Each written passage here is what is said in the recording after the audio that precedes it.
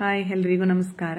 ಮೈಸೂರಿನಿಂದ ನವದೆಹಲಿಗೆ ತಲುಪಿದ ಕ್ಷಣಗಳು ಮತ್ತು ನಮ್ಮ ಗುರಿಯನ್ನು ತಲುಪಿದ ಸಂತೋಷವನ್ನು ನಿಮ್ಮೊಂದಿಗೆ ಹಂಚಿಕೊಳ್ತಾ ಇದ್ದೀನಿ. ಹೇಗಿತ್ತು ಅನ್ನೋದನ್ನೆಲ್ಲ ತಿಳಿಸ್ಕೊಡ್ತೀನಿ. ನಾವು ಫಸ್ಟು ಶಿವಮಂದಿರಕ್ಕೆ ಹೋದ್ವಿ. ಶಿವಮಂದಿರ ಆದಮೇಲೆ ಸಾಯಿಬಾಬಾನ ದರ್ಶನ ಮಾಡಿ ಅದಾದಮೇಲೆ ಗುರುದ್ವಾರಕ್ಕೆ ಹೋದ್ವಿ. ಗುರುದ್ವಾರಕ್ಕೆ ಹೋಗಿ ದರ್ಶನ ಮಾಡಿ ಅಲ್ಲಿ ಒಂದು ಫೋಟೋನ ಕ್ಲಿಕ್ ಮಾಡಿದ್ವಿ. ಅದಾದಮೇಲೆ ಒಂದು ಚಿಕ್ಕ ಅಳಿಲು ಸೇವೆಯನ್ನು ಮಾಡೋದಕ್ಕೆ ಅಡುಗೆ ಮನೆಗೆ ಹೋದೆ. ಯಾಕಂದರೆ ಅವರೆಲ್ಲ ಊಟಕ್ಕೆ ಹೋದ್ರು. ನಾನು ಶಿವರಾತ್ರಿ ಇದ್ದ ಕಾರಣ ಊಟ ಮಾಡಲ್ಲ ಅವತ್ತು. ನಾನು ಚಪಾತಿನ ಲಟ್ಟಿಸ್ತಾ ಇದ್ದೆ. ಸುಮಾರು 1 ಅವರ್ ತನಕ ಚಪಾತಿನ ಒತ್ತದೆ. ಅದಾದಮೇಲೆ ಅವರೆಲ್ಲ ಊಟ ಮುಗಿಸಿ ಬಂದರು. ಅವರೂ ಕೂಡ ಒಂದು ಹಾಫ್ ಆನ್ ಅವರು ಎಲ್ಲನೂ ಚಪಾತಿನ ಬೇಯಿಸೋದಕ್ಕೆ ರೇವಣ್ಣ ಅವರು, ದೀಪಿಕಾ ಅವರು, ನಮ್ಮ ಹಸ್ಬೆಂಡು ಎಲ್ಲರೂ ಕೂಡ ಅಡುಗೆ ಮನೆಗೆ ಬಂದರು. ನಾನು ಅಡುಗೆ ಮನೆಯಲ್ಲೇ ಇದ್ದ ಕಾರಣ ಅವರು ಕೂಡ ಬಂದರು. ನಾನು ಚಪಾತಿ ಒತ್ತುತ್ತಾನೆ ಇದ್ದೆ. ಅದಾದಮೇಲೆ ಅವರು ಕೂಡ ಎಷ್ಟೆಷ್ಟಾಗುತ್ತೆ ಚಪಾತಿನ ಬೇಯಿಸಿದ್ರು. ನಮ್ಮ ಹಸ್ಬೆಂಡು ಕೂಡ ಬೇಯಿಸ್ತಾನೇ ಇದ್ರು. ಗುರುದ್ವಾರದಲ್ಲಿ ಯಾರೇ ಹೋದ್ರೂ ಫ್ರೀ ಊಟ ಕೊಡ್ತಾರೆ. ಮತ್ತು ಅವ್ರ ಕೈಲಾದಷ್ಟು ಅವ್ರ ಸಹಾಯನ ಮಾಡ್ಬೋದು. ಗುರುದ್ವಾರಕ್ಕೆ ತುಂಬ ಚೆನ್ನಾಗಿದೆ. ಮತ್ತು ಊಟನೂ ತುಂಬಾ ಚೆನ್ನಾಗಿ ಕೊಡ್ತಾರೆ. ಯಾವಾಗಲೂ ಊಟ ಕೊಡ್ತಾರೆ. ತಿಂಡಿ, ಊಟ ಮತ್ತು ಮಧ್ಯಾಹ್ನ, ಸಾಯಂಕಾಲ 3 ಟೈಮು ಕೂಡ ಕೊಡ್ತಾರೆ. ನಾವು ಅಲ್ಲಿ ಹೋಗ್ಬೇಕಾದ್ರೆ ಎಷ್ಟು ಚೆನ್ನಾಗಿತ್ತು ಅಂದರೆ ತುಂಬಾ ಚೆನ್ನಾಗಿತ್ತು. ಅದಾದಮೇಲೆ ನಾವು ಇಂಡಿಯಾ ಗೇಟ್ ಹತ್ರ ಹೋದ್ವಿ.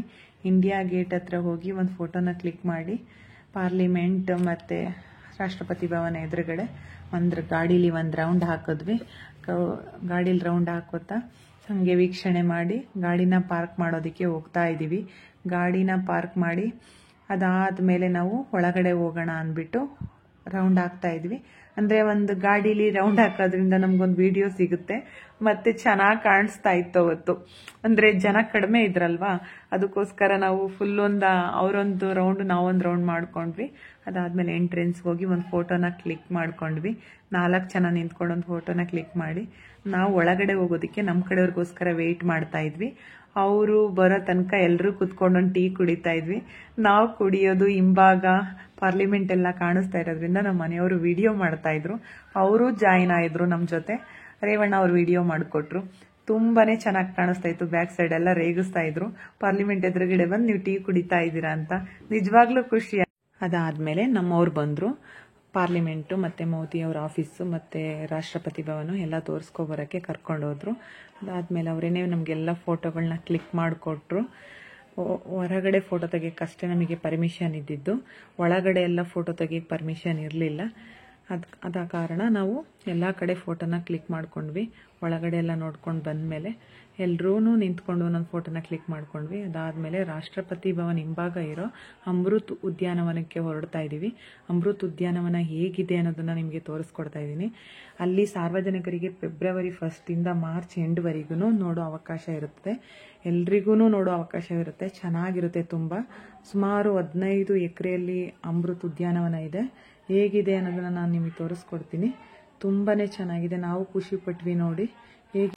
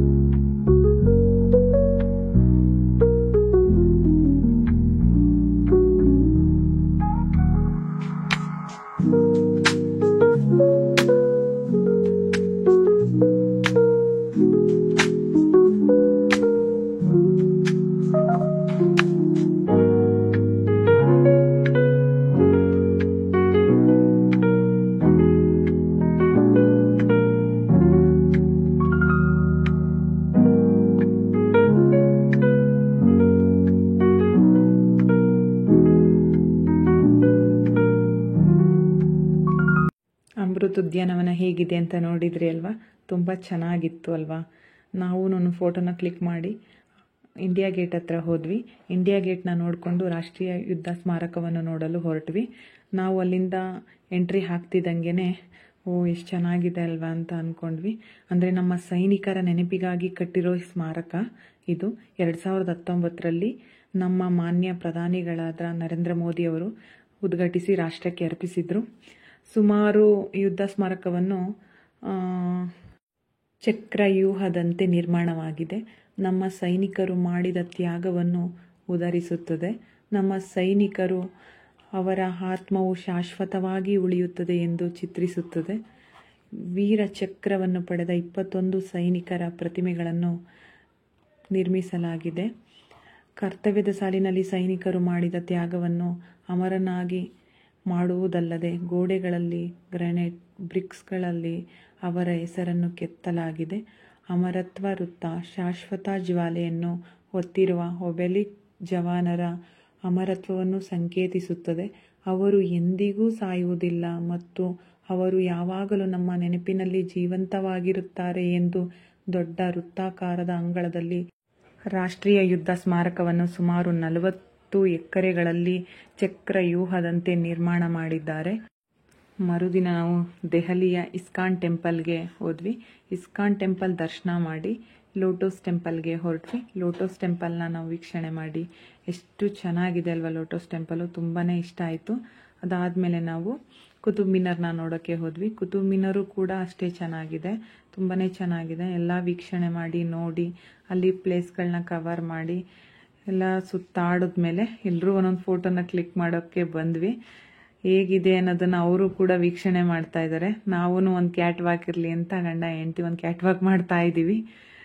ಅವರು ಕೂಡ ಒಂದೊಂದು ಫೋಟೋನ ಅವ್ರದ್ದು ಕೂಡ ಕ್ಲಿಕ್ ಮಾಡಿದ್ವಿ, ನಮ್ಮದು ಒಂದೊಂದು ಫೋಟೋನ ಕ್ಲಿಕ್ ಮಾಡ್ಕೊಂಡ್ವಿ. ಇದಾದಮೇಲೆ ನಾವು ಅಕ್ಷರಧಾಮಕ್ಕೆ ಹೋಗಿದ್ವಿ. ಅಕ್ಷರಧಾಮ ವೀಕ್ಷಣೆ ಮಾಡಿ ರೆಡ್ ಫೋರ್ಟ್ ಕಡೆ ಬಂದ್ವಿ. ರೆಡ್ ಫೋರ್ಟ್ನ ನೋಡಿ ನಾವು ಹೊರಗಡೆ ಬಂದ ಮೇಲೆ ಒಂದೊಂದು ಫೋಟೋನ ಕ್ಲಿಕ್ ಮಾಡಿರೋದು. ಆಮೇಲೆ ಬಿರ್ಲಾ ಮಂದಿರ ವೀಕ್ಷಣೆ ಮಾಡಿದ್ವಿ. ಬಿರ್ಲಾ ಮಂದಿರ ಆದಮೇಲೆ ದೆಹಲಿಯಿಂದ ಹೊರಟ್ವಿ. ನಮ್ಮ ಸುಂದರ ನವದೆಹಲಿಯ ವೀಕ್ಷಣೆಯ ನಂತರ ಮುಂದಿನ ಪಯಣ ಜೈಪುರ್. Thank you so